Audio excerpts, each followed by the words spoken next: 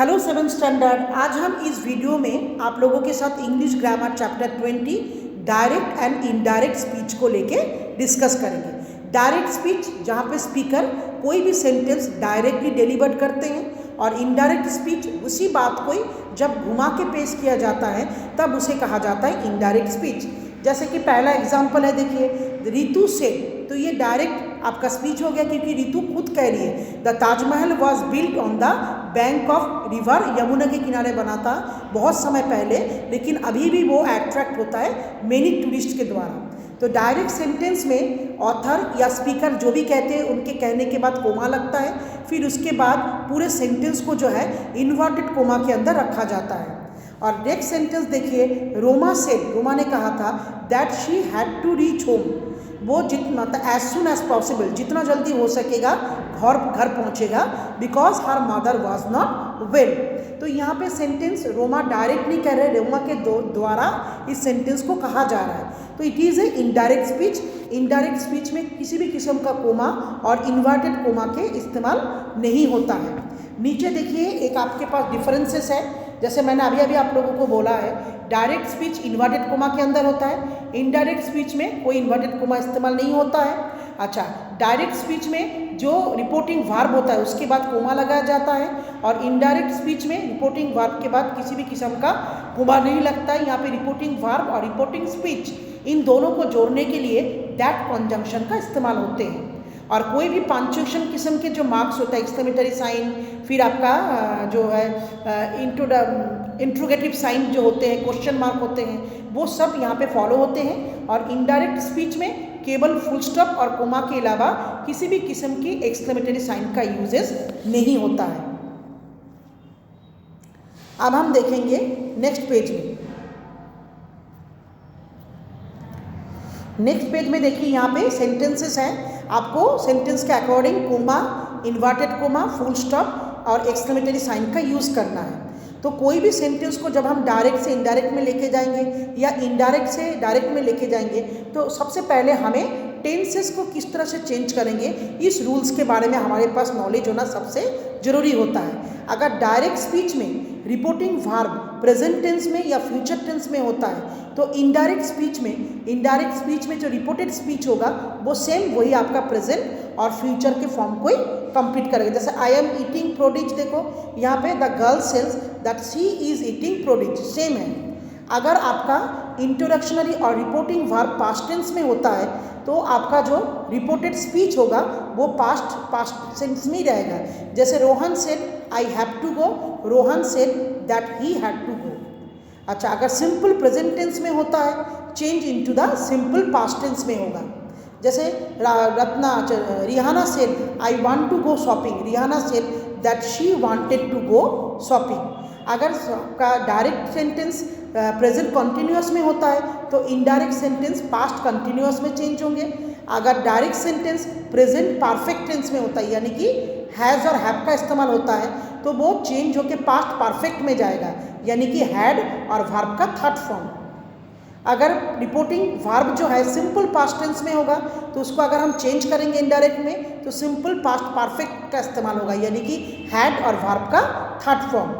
अगर direct sentence past continuous में होता है तो उसको चेंज करेंगे तो पास्ट परफेक्ट कंटिन्यूअस यानी कि पास्ट परफेक्ट कंटिन्यूअस होता है यानी कि हैड बीन प्लेइंग। जैसे यहाँ पे रोहन वॉज प्लेइंग था, चेंज होकर Rohan had been playing. May sentence में अगर मे वर्ड का इस्तेमाल होता है तो वो चेंज होकर माइट में होते हैं और कैन चेंज होता है कुड में, शैल चेंज होता है शुड में एंड विल चेंज होता है वुड में। नीचे देखिए एक टेबल है, इसमें आपका reporting verb in the past tense में किस तरीके से चेंज हो रहा है। अगर रिपोर्टिंग डायरेक्ट में एम इज आर होता है तो इनडायरेक्ट में वॉज और वेयर का इस्तेमाल होगा। अगर रिपोर्टिंग इनडायरेक्ट में डायरेक्ट में वॉज और वेयर होता है वो इनडायरेक्ट में हैड बीन होंगे। ठीक है, simple present form, simple past form. तो इस तरीके से आपको चेंज करना है। इसमें कई सारे एग्जाम्पल्स हैं, अगर आप चाहेंगे तो आप इस एग्जाम्पल्स को अच्छी तरह से घर में रीड करेंगे तो आपको ये रूल्स अच्छी तरह से समझ में आ जाएंगे। नीचे है रीड द फॉलोइंग सेंटेंस को पढ़ना है and rewrite them in the indirect speech में आपको चेंज करना है। सबसे एक और इम्पॉर्टेंट बात, जब भी हम किसी सेंटेंस को डायरेक्ट से लेके इनडायरेक्ट में चेंज करेंगे, हमें 2-3 बातों के ऊपर ध्यान रखना पड़ेगा। जिस सेंटेंस को हम चेंज करना चाह रहे हैं, अगर वो हैबिचुअल सेंटेंस होते हैं या कोई यूनिवर्सल ट्रूथ होते हैं, तो ऐसे सेंटेंस को जब हम चेंज करेंगे तो डायरेक्ट से इनडायरेक्ट स्पीच में भी वो सेंटेंस सेम रहेगा। जैसे यहाँ पे देखिए था, Mona said Gita's colleagues are always very helpful. तो ये हमेशा से हेल्पफुल होते हैं। तो मोना सेड दैट, यहाँ पे केवल दैट कंजंक्शन से हम सेम सेंटेंस को जुड़ेंगे, उसमें किसी भी किस्म का चेंजेस नहीं होगा। Mona said that Gita's colleagues are always very helpful. अच्छा, अगर सेंटेंस में किसी भी टाइमिंग के बारे में, रिपोर्टेड स्पीच में अगर कोई टाइमिंग के बारे में कहा जाता है, तो इस तरह के सेंटेंस भी अगर हम चेंज करेंगे इनडायरेक्ट में, तो सेंटेंस की फॉर्मेशन में कोई चेंजेस नहीं होगा। जैसे एग्जाम्पल देखिए, ही सेड, उसने कहा, When Ravi was studying at tiny tots he often remained absent. मतलब जब वो टीनी टॉस की किताब को पढ़ने लगता है, वो उसका माइंड से सब कुछ निकल जाता है। तो he said that when Ravi was studying tiny toys he often remained absent. मतलब सेंटेंस सेम रह गया। ध्यान रखना पड़ेगा, हैबिचुअल सेंटेंस है या साइंटिफिकली प्रूफ सेंटेंस है या यूनिवर्सल ट्रूथ है। अच्छा, चेंज इन प्रोनाउन। प्रोनाउन में किस तरह से देखो, हमें पता है पर्सनल प्रोनाउन 3 तरह के होता है, first person, second person and third person. तो पर्सनल प्रोनाउन में आई, यू, ही, शी, इट, दे आते हैं, और पॉसेसिव एडजेक्टिव में हीज, हार, हिम। तो अंडर को चेंजेस किस तरह से चेंज हो रहा है देखो। सी सेड, उसने कहा था I enjoy listening to music. तो सी सेड, उसने कहा था शी। यहाँ पे देखिए आई चेंज होके प्रोनाउन क्या आ गया, सी। उसने कहा था कि वह म्यूजिक को एंजॉय करते हैं, तो she enjoyed listening music. He said I like to read book. He said that he would like to books. इस तरीके से प्रोनाउंस काफ़ी सारे चेंज हो जाते हैं। नेक्स्ट पेज में भी देखिए, हीज, हिम, हार। तो आपको इस तरीके सेंटेंस को पढ़ते हुए इसको चेंज करना है। इसमें देखिए your change to her. Your शब्द जो होता है वो चेंज हो जाता है हार में, ठीक है। ऊपर देखिए, Nisha said to him you are an intelligent boy. तो Nisha said to him that he was, यहाँ पे यू चेंज होके ही हो चुका। इस तरीके से चेंजेस हमें दिखाई देते हैं।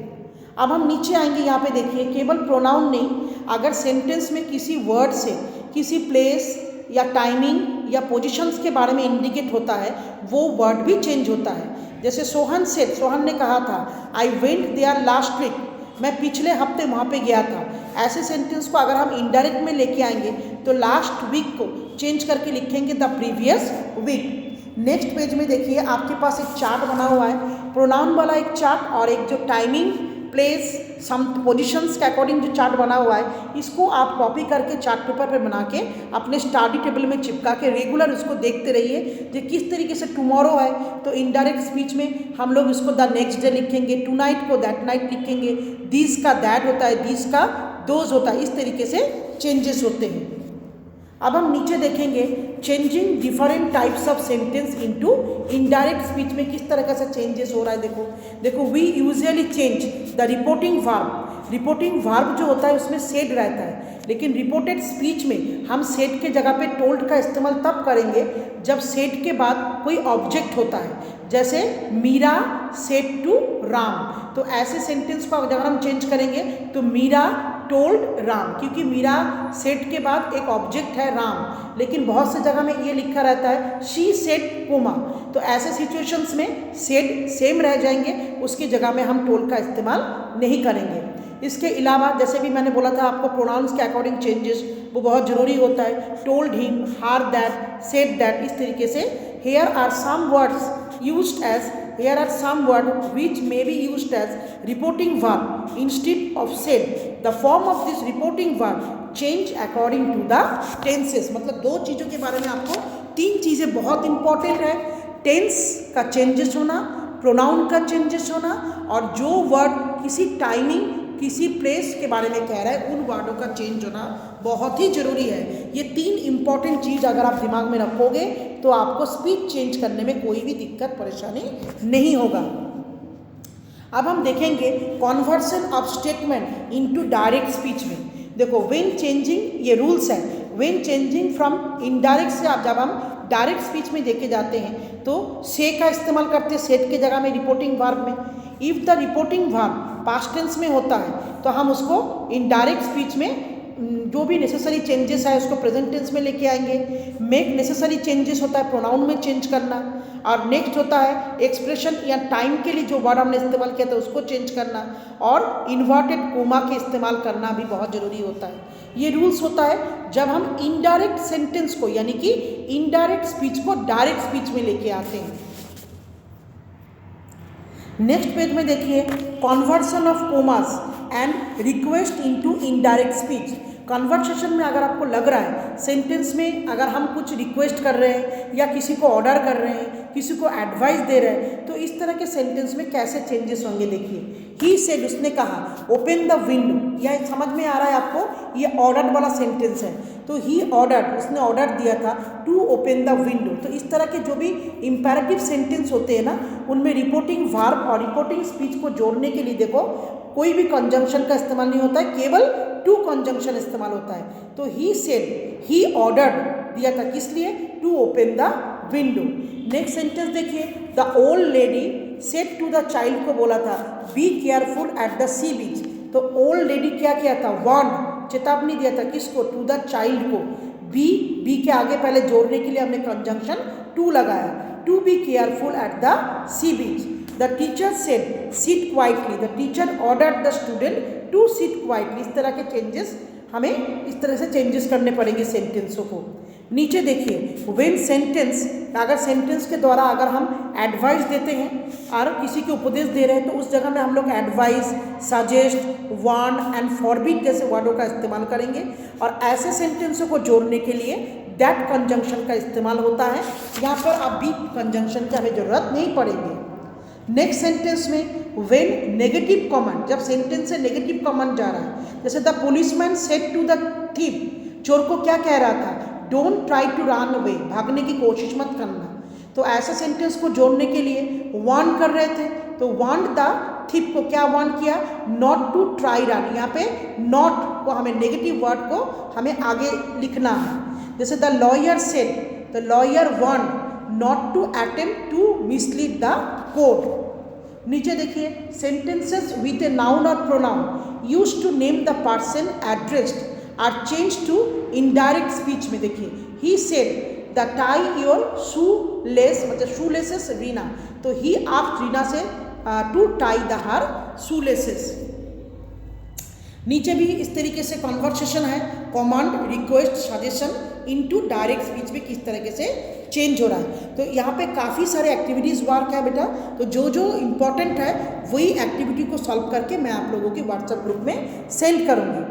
नेक्स्ट पेज में देखिए अगर सेंटेंस इंट्रोगेटिव टाइप में होता है यानी कि जिससे हम लोग कुछ क्वेश्चन पूछते हैं, तो ऐसे सेंटेंस में आपको सेड वर्ब को हटा के उसकी जगह में आस्क्ड, ठीक है, इंक्वायरी, डिमांड, हाँ, वांट टू नो, इस तरह के वर्ड को लगाना है।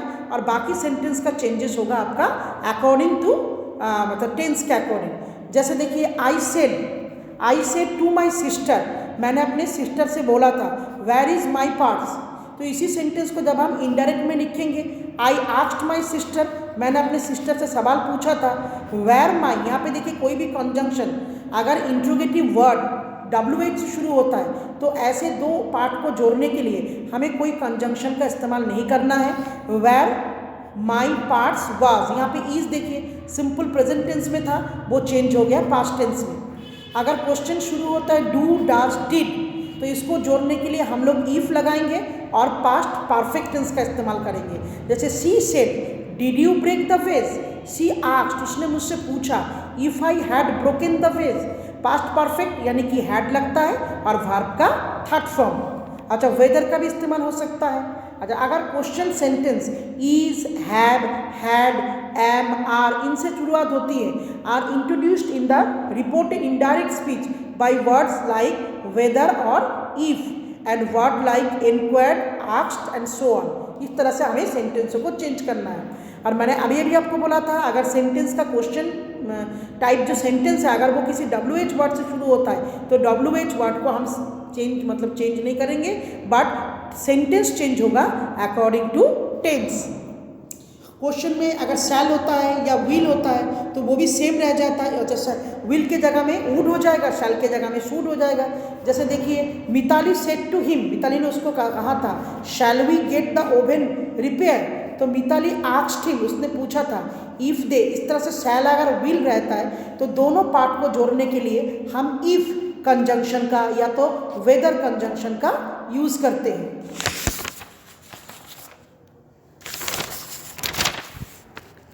कैन रहता है तो उसको कूड लिखा जाता है, मे रहता है तो माइट लिखा रहता है।